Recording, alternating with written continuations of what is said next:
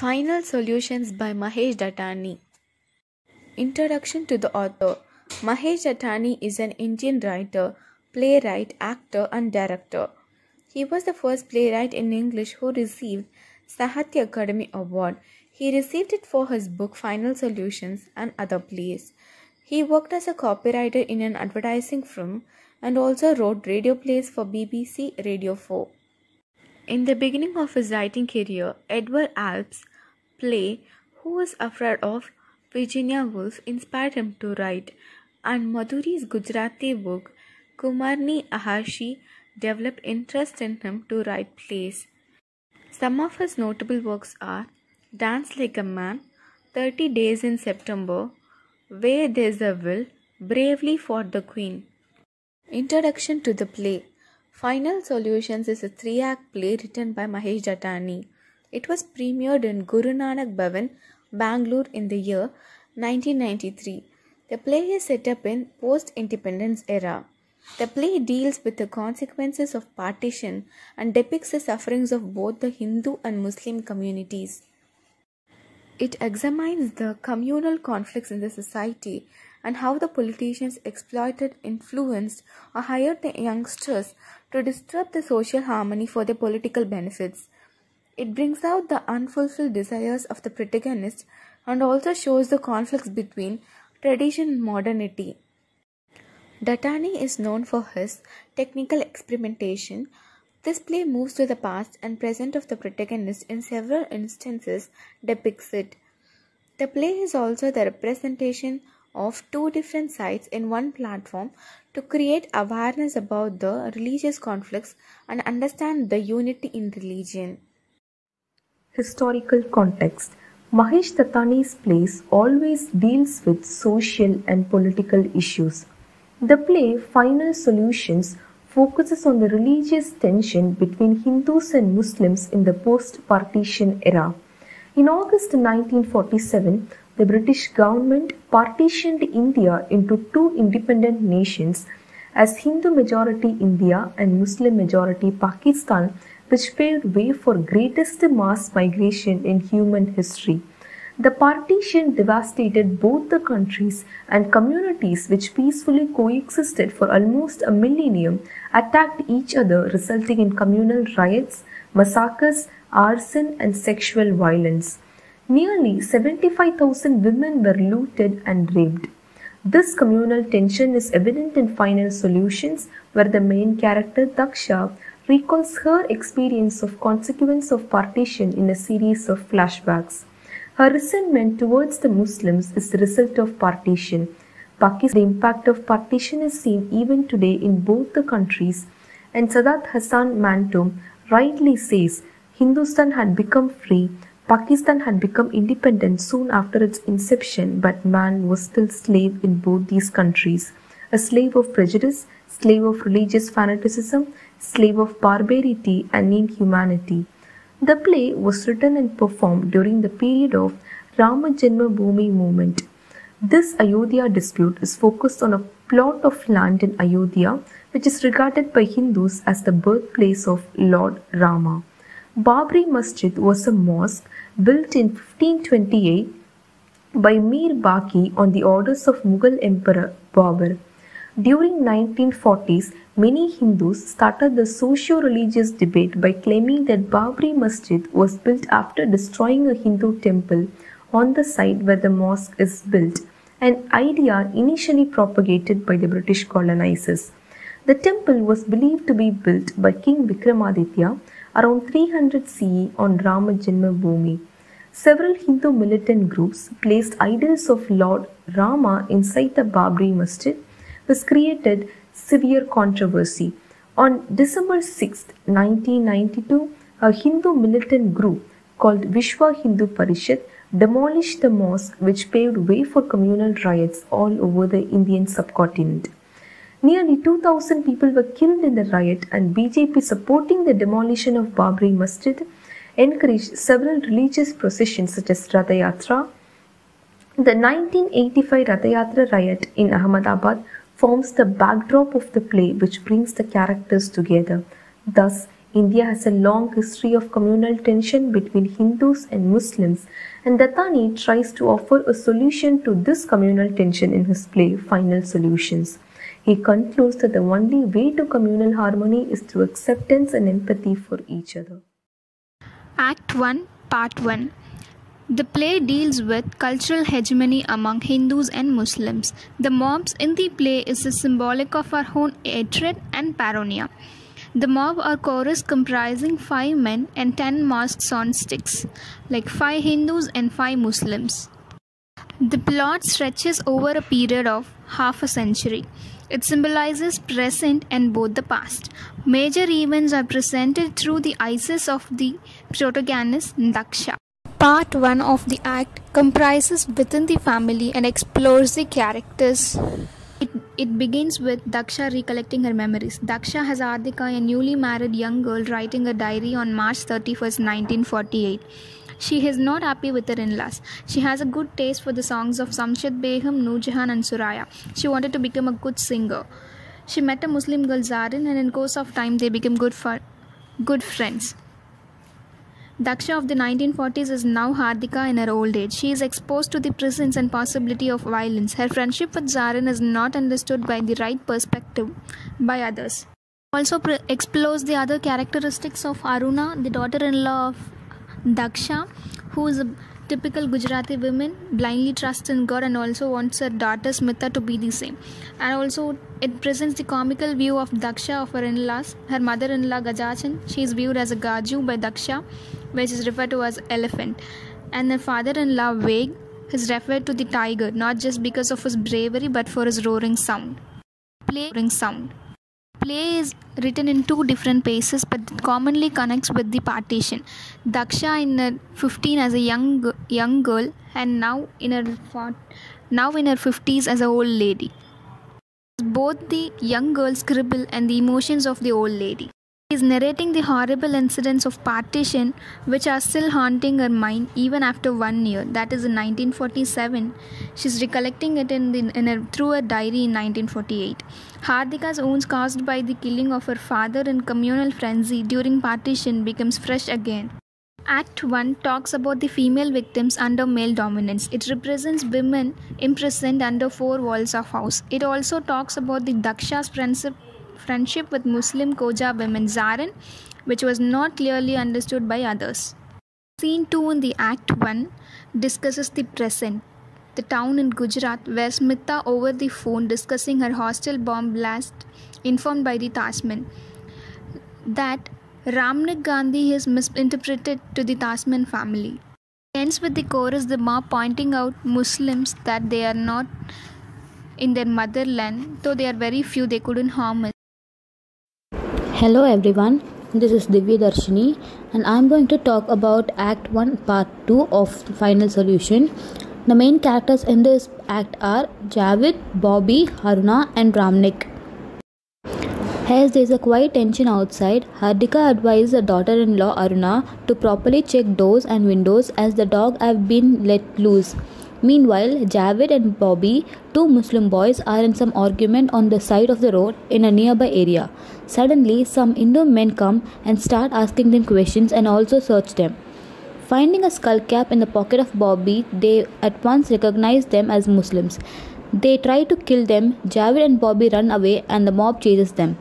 They reach the door of Ramnik's house and start knocking at it. Ramnik at last opens the door. They plead Ramnik to save their life. Mob arrives at the door of Ramnik.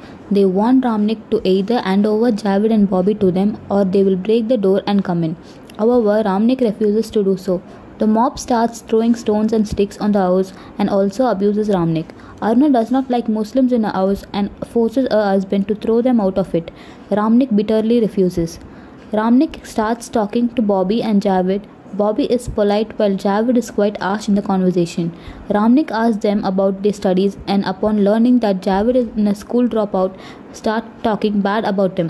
Smita comes and recognizes both of them. Act 2. Aruna asks Smita how she knows both of them. Smita tells that Javid is the brother of Tasni and Bobby is a fiancé. When Ramnik and Aruna start insulting Smita, For knowing them, Smitha defends herself boldly by saying there is no harm in that. It is also revealed that Javed does not live with his parents. Ramnik then asks how he can meet his sister. Javed says that unlike them, the Hindus, he loves the people of his community. Aruna gets outraged and Javed apologizes. Mob throws stones at the house of Ramnik. Javed scolds Ramnik, saying, "Those are your people." Ramnik tries to defend himself. He also tells how his grandfather was killed by Muslim mob soon after the partition. Ramnik offers them milk. Javed, being in the thoughts, exclaims, "It must feel good being majority. They have full liberty to do whatever they like with them." Ramnik, still sympathetic, explains how the conflict started. There were rumors that during the Rath Yatra of Hindus, some Muslims threw stones on the chariot that made the idols of God to fall and break into pieces, and even Pujari was stabbed to death. The event led to the imposition of curfew in the town. Smitha comes with pillow for Bobby and Javed. When she asks them to sleep on the floor as they have no extra space for them, Javed answers, "I am used to it." At this, Smitha starts asking him his real motive behind his coming to Amalgam. Bobby says that he came in search of a job. Ramnik offers him a job at his cloth shop, but Smitha warns father from doing so. When Ramnik inquires about the matter, she reveals that Javed was hired by a terrorist organization and was thus expelled from his house. She also tells that she came to know about this from Tasneem. Javed condemns her for betraying a friend, as she promised Tasneem that she will not expose the reality of Javed. Smitha acknowledges a mistake and, being speechless, runs away. Act 3, Part 1. The Muslim chorus is on the highest level of the ramp. The two men, Jad and Bobby, sit with their legs folded under them in a prayer position. The chorus finishes praying and rises to a slow drum beat.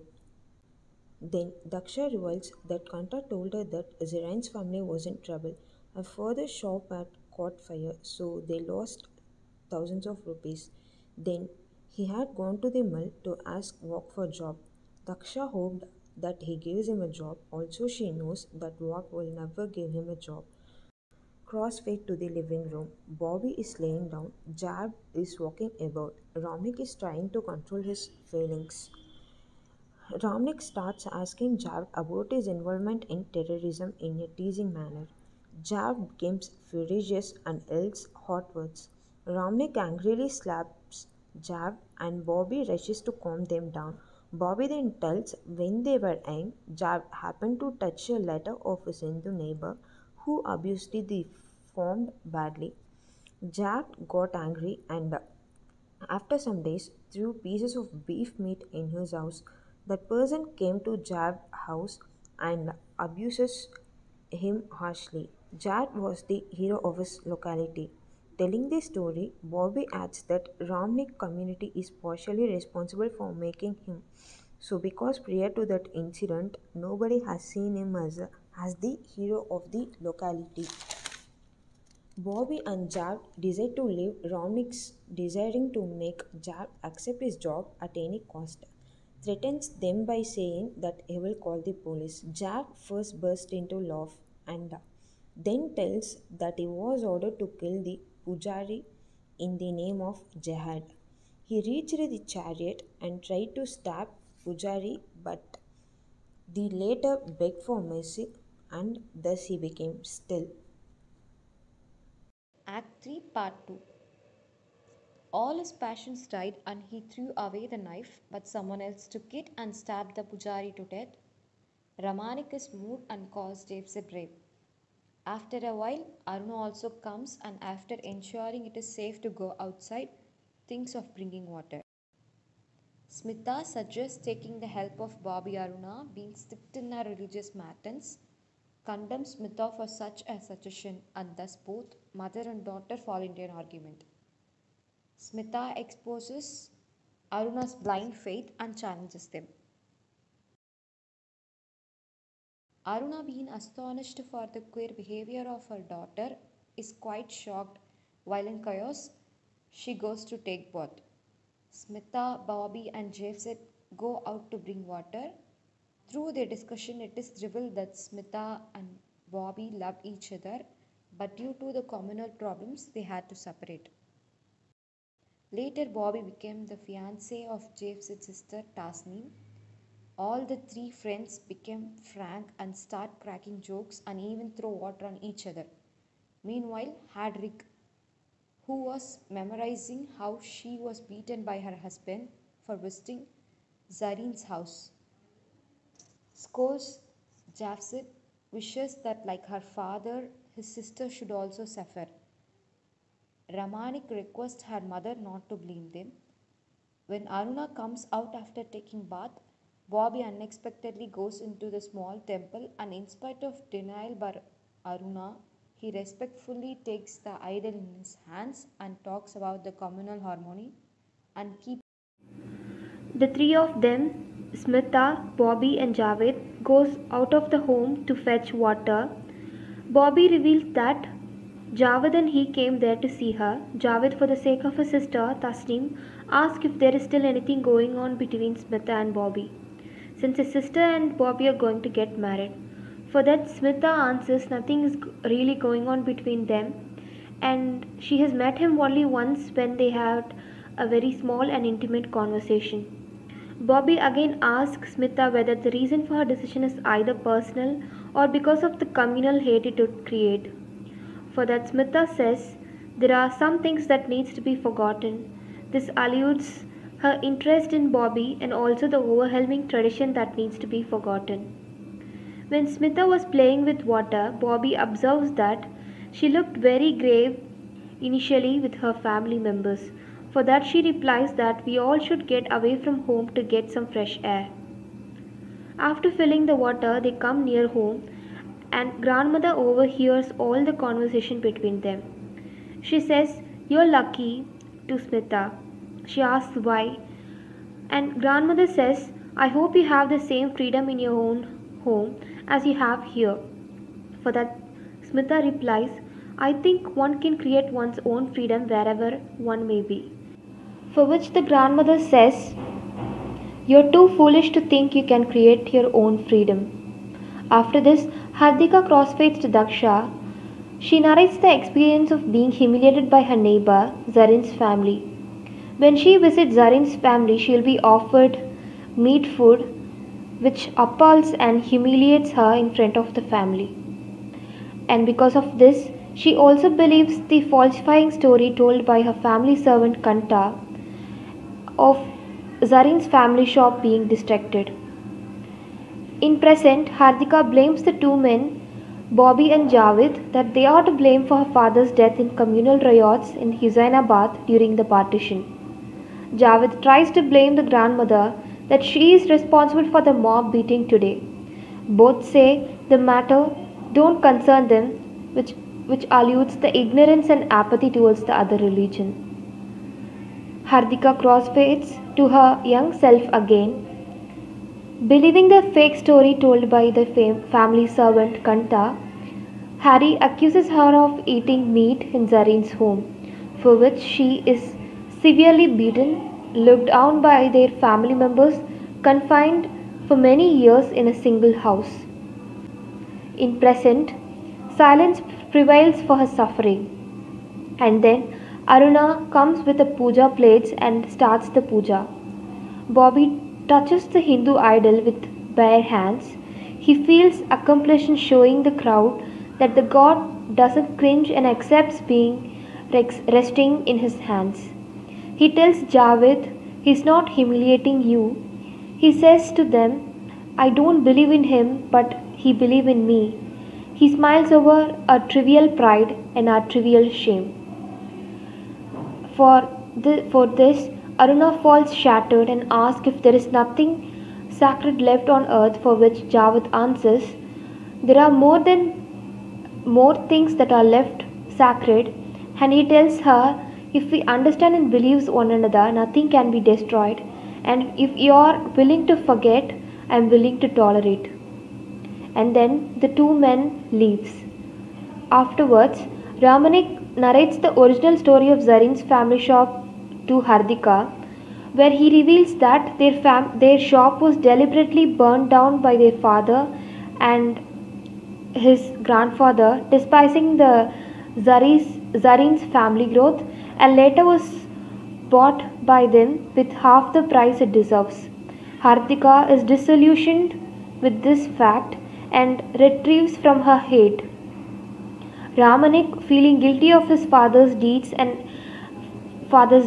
expects Javed to come back and work for him. In the play Final Solution by Mahesh Dattani, Hardika and Daksha. Hardika and Daksha are same. So Hardika is a grandmother version and Daksha a 15-year-old bride.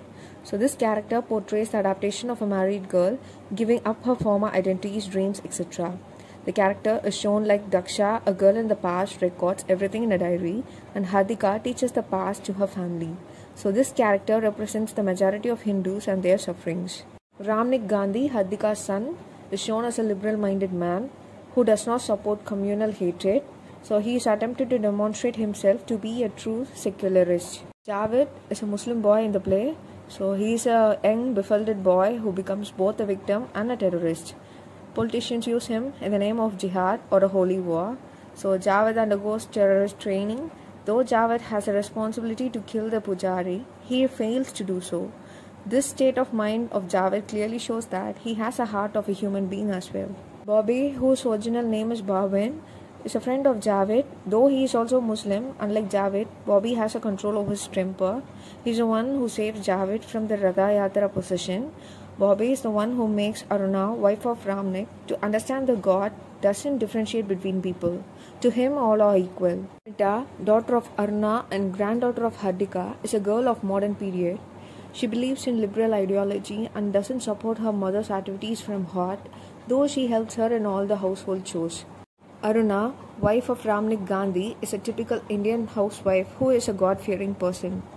Aruna is typical Gujarati woman, blindly trust on God. So she is not much open-minded. She believes in untouchability. She denied Javed and Bobby to touch the water from puja. Hello everyone.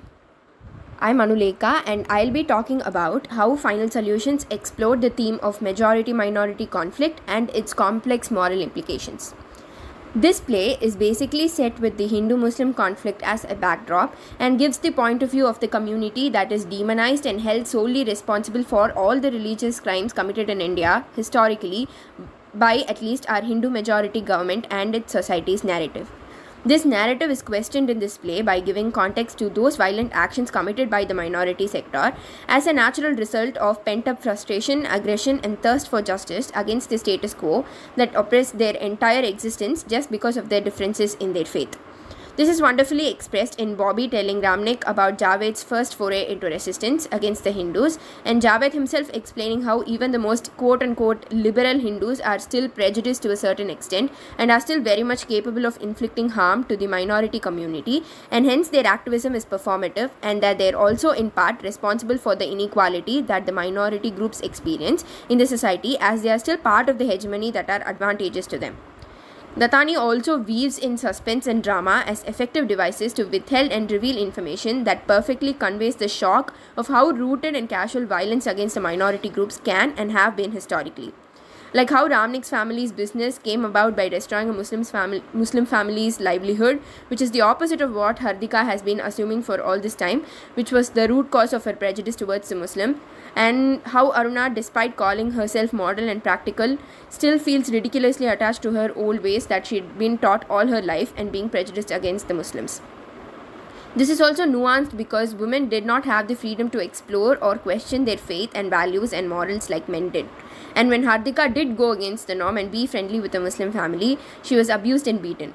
This also explores the idea of intersectionality, of how different sectors of society are oppressed and oppressors at the same time based on different facets of their identity. For example, Hardika and Aruna are oppressors because they are Hindus living in a Hindu majority country, but they are also oppressed because they are women living in a patriarchy. In conclusion, Dattani has shown that social conflicts are both morally grey and not as black and white as the common narrative portrays, and so we should question this common narrative, and also pretty straightforward in the fact that hegemony, whether it is religious or cultural, is the one true evil. Thank you.